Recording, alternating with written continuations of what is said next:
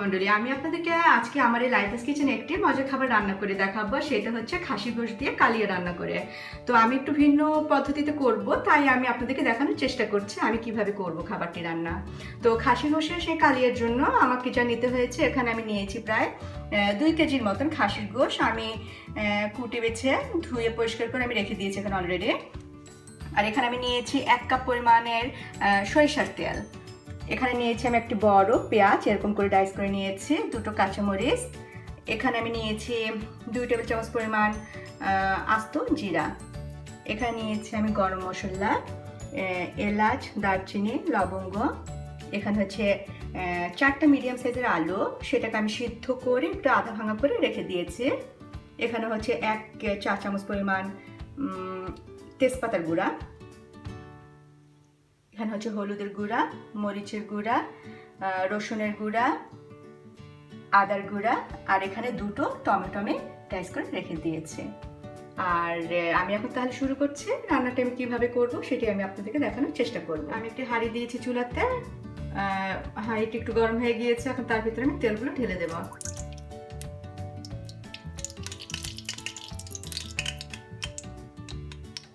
গরম হয়ে গেলে এর ভিতরে পেঁয়াজ দিয়ে দেবো। তো পেঁয়াজ দেওয়ার আগে আমি এর ভিতরে একটু জিরা ফোড়ন দেবো।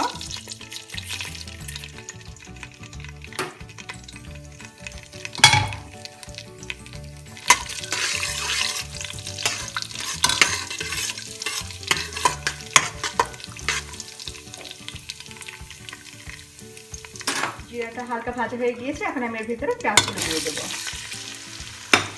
পেঁয়াজটা নেড়ে চেড়ে একটু নরম হয়ে গেলে পরে এর ভিতরে আমি এক একে সব মশলাগুলো একটু নরম হয়ে আসছে। এখন এই প্রথমে এর ভিতরে আমি তেজপাতার গুঁড়োটা দিয়ে দিচ্ছি। এখন আমি আমার যে গুঁড়ো যে মশলা, এখানে হচ্ছে আদার গুঁড়া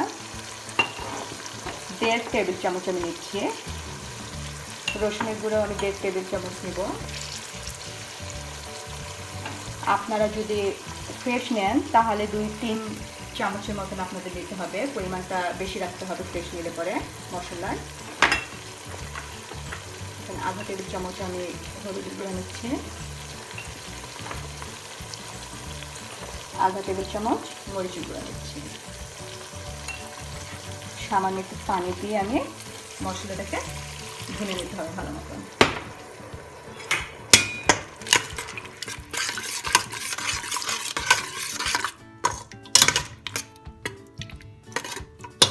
এই যে দেখুন, আমার তেল আর মশলাটা পুরোপুরি আলাদা হয়ে গিয়েছে, এটা চকচকে একটা ভাব আসতে করে।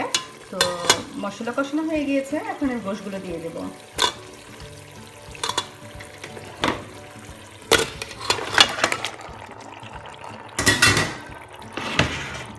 আমি 1 টেবিল চামচের মতো লবণ দিচ্ছি, বা লবণটা সবসময় স্বাদ অনুযায়ী নির্ভর করে, যে যতটুকু লবণ খায়।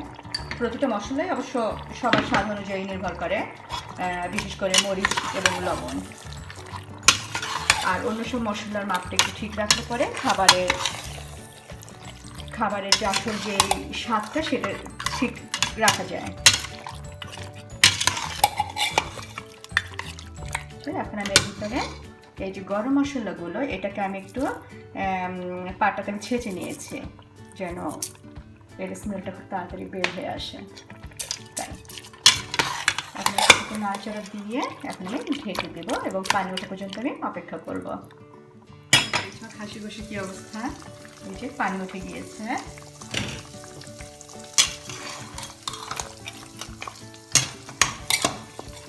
পানি ওঠার পর এখন আমরা সিদ্ধ হওয়া পর্যন্ত রান্না করতে হবে।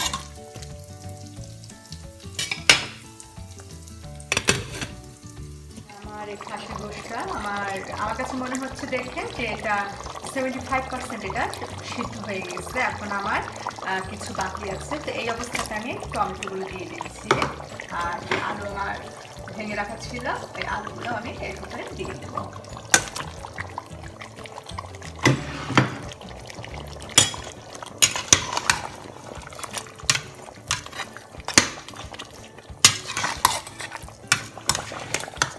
নেড়ে মিলিয়ে আমি আগে 10-15 মিনিট এরকম সিদ্ধ করব মাংসটাকে।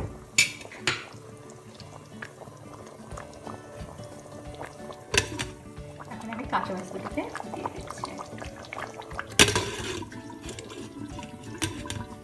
দেখুন আমার মজার স্বাদের খাসির কালিয়া রান্না তৈরি হয়ে গেল। আপনাদের কাছে যদি আমার দেওয়া রান্নার রেসিপি ভালো লেগে থাকে তাহলে লাইক দেবেন এবং কমেন্ট লিখবেন। তো আশা করছি আমি এরপর আবার আসবো আরও অনেক নতুন অনেক মজার খাবার নিয়ে আপনাদেরকে উপহার দেওয়ার জন্য। আজকে আমি এখানেই বিদায় নিচ্ছি। খোদা হাফেজ।